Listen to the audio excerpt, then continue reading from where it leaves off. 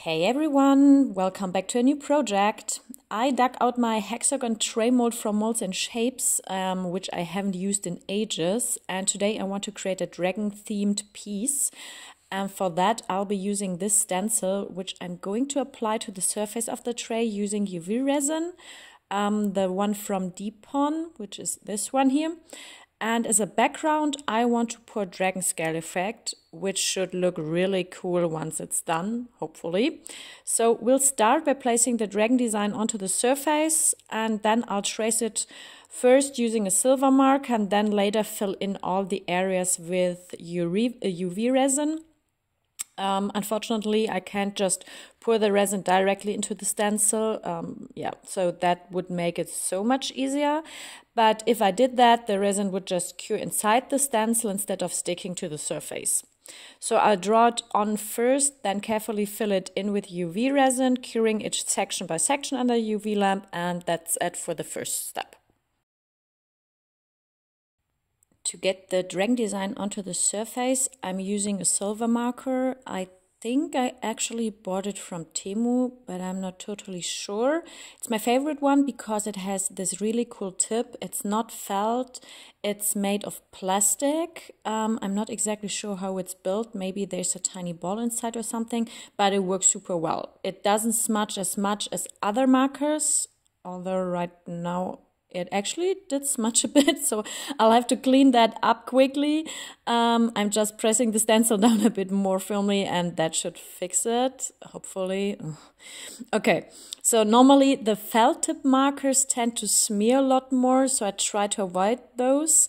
I'm currently testing out different types of pens. Fine liners also work, but adding markers seem to work best. I should probably get a whole set of those with fine tips. That'd be perfect for this kind of detail work.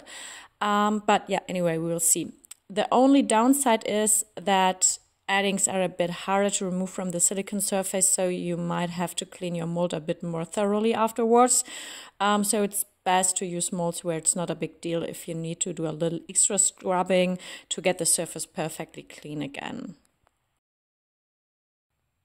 Now I'm peeling off the dragon stencil and hopefully the outline has transferred nicely onto the surface, so I can start with the UV resin.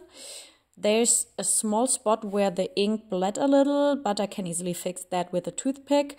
That's one of the advantages of these metallic markers. You can just push the paint back into place where you want it. So this is really good, and this is not working with adding markers. And next I'll start filling in the dragon with UV resin.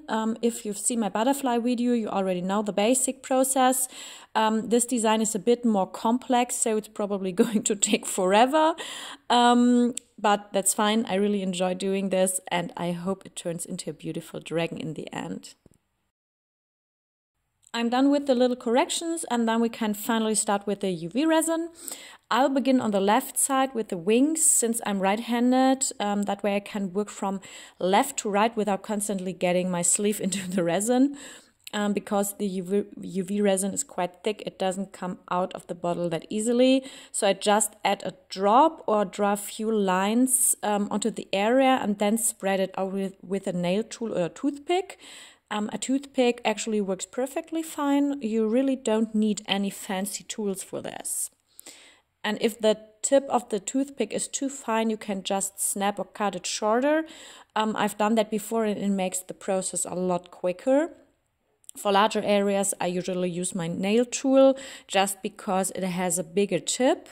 Although, to be honest, mine is already covered in some old resin, which makes the tip even thicker. But those nail tools come in different sizes, so you can easily find one that works for you. Now I'm just spreading the resin into all the edges and corners, trying to keep it as neat as possible. And as I said, a toothpick works great for that too. I'll speed up this process again and skip ahead a bit so you can see the finished dragon right away.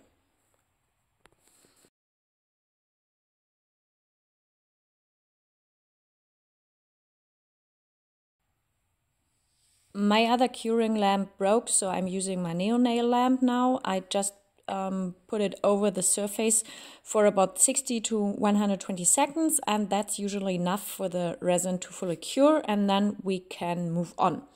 So the dragon is done, and now it's time for the next step. For this I chose a ColorShift pigment, the Elixir Super Shift from Depon. As you can see, I don't have much left because I use it a lot. It's one of my favorites. It shifts from purple to blue, and that's what I'm going to use on the dragon. I really hope it turns out well and stays nicely on the surface. Sometimes when the UV resin is fully cured, the pigment doesn't stick very well, and it seems to be happening here again. So there are a couple of ways to fix that. You can either breathe lightly on the surface to add a bit of moisture that helps the pigment to stick better, or you can use a bit of isopropanol, just moisten your pigment or sponge slightly and apply it that way. It just needs a touch of humidity for the pigment to grip properly. I found that water doesn't work as well, but alcohol is perfect. It evaporates quickly and leaves the pigment dry again. And breathing on it only adds a tiny bit of moisture, but sometimes that's enough. So the dragon is now finished. Let me show you the color shift. It moves beautifully from blue to turquoise to purple, and even a hint of gold, although that gold is pretty rare with this pigment. Usually you mostly see the purple and blue shift, which is why I chose to go with a dragon scale theme, combining purple with the color carbon steel, a silvery shade with a slight purple tint. I've already mixed up the purple, and I'd say it's a medium shade of purple, slightly blue toned. I think this one is the druzy violet. I'll show it to you in a second. And over here I've got carbon steel, which is a silver with a soft purple tint. And I thought these two would go really nicely together. So I hope it will look nicely with the dragon. So this one here is the druzy violet from Depon, and this is the carbon steel metallic, also from Depon. I want to use the druzy violet more around the outer edges and the carbon steel for the inner parts of the piece. Of course, everything will blend a bit in the dragon scale pattern, but I hope it'll still show both colors nicely in the end. As always, I'm starting with a layer of clear resin first. That's going to take a while because the dragon is on the surface and I need to be careful not to trap air bubbles between the wings and the smaller compartments. And I also don't want the pigment to wash away, so I'm applying the first layer very gently. And yes, this part is going to take ages again. Somehow I always end up picking project that takes forever at every single step. It's almost done, and of course I've sped this part up for you so you don't have to wait forever. I'm just spreading the resin out a bit more, and now we can start with the dragon scale pour. The resin has been sitting here for a while already, but that's actually a good thing. It usually helps the crackle effect form better. If you're going to use low viscosity resin, then wait 30 to 60 minutes. Before you pour your dragon scale effect. If you have a resin with medium viscosity, then you can directly pour it if you like. I'm starting with the purple, which will be the outer color.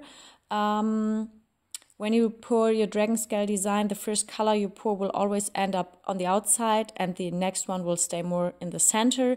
I usually pour each color twice.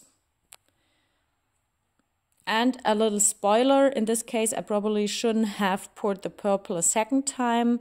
You will see in the end why, but it will hopefully look good anyway. Usually I let the first color spread out a bit and then I pour the second, like now I'm just pouring the carbon steel, and honestly I'm a little worried it might not reach all the way to the edges of the hexagon tray. So I might add a bit of clear resin later, not as the usual final push in the center, but mixed with something like silver flakes and pour it around the edges, just so they don't end up empty. I think that would look kind of odd otherwise. I don't know. Let's see later. The resin isn't spreading in a perfect circle either, probably because of the dragon underneath. It's more of a wavy pattern, but that's totally fine. It usually evens out a bit as it settles. And now I poured the next clear layer. I always pour both colors first, then a clear layer, and then the same color again to make them more intense. Usually I wait a bit before adding the next layer so the colors have time to push outward. So I added the carbon steel again, and I'm finishing with the purple. If you only want the carbon steel or your second color to stay in the center, don't pour the first color again. That's what I should have done here. The contrast with the dragon would have been stronger that way, but it's not a big deal. It will still look great, hopefully. I'm adding some silver flakes around the edges because we can already see that the resin isn't spreading all the way to the sides or the corners, which is a bit tricky with a hexagon tray, because if you pour in circles, it often doesn't reach into all the corners. So I'm just fixing that by adding a bit of silver glitter, or rather silver flakes, into those areas, and hopefully it will look nice in the end. It should actually fit really well with the dragon, I think, since it also has that silver outline, so I'm pretty confident it'll add a cool effect. Yeah, so I'll spread the silver a little over the edges too, just in case the purple doesn't reach all the way out, and then we'll just hope for the best.